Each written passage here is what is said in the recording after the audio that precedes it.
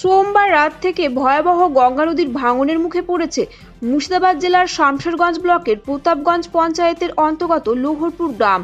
সোমবার রাত থেকে শুরু হওয়া ভাঙনে মঙ্গলবার দুপুরের মধ্যে প্রায় 50 মিটার জমি গঙ্গা নদীর গর্ভে তলিয়ে গেছে।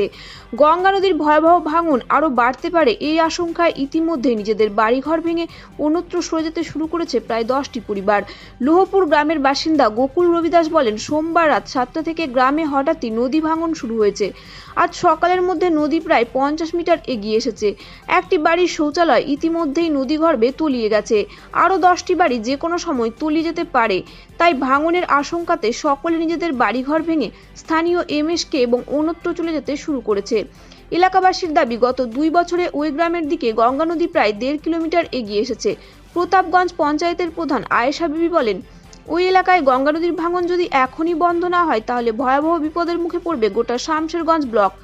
ইতিমধ্যেই বাঁধের একদম কাছে নদীর স্রোত চলে এসেছে, যে কোনো সময় তা ভেঙে যেতে পারে।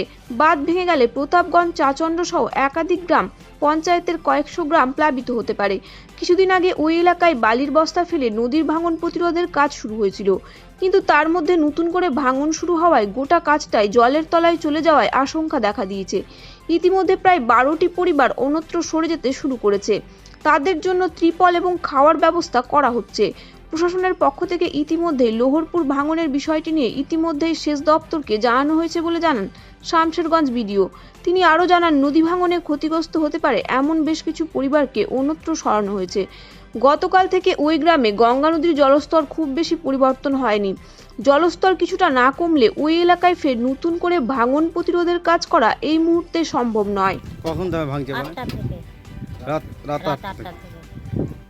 এখন বাড়িঘর আপনারা ভেঙে নিচ্ছেন? হ্যাঁ। এখন কোথায় যাবেন বাড়িঘর ভেঙে? এখন এই স্কুলে, কোন স্কুলে?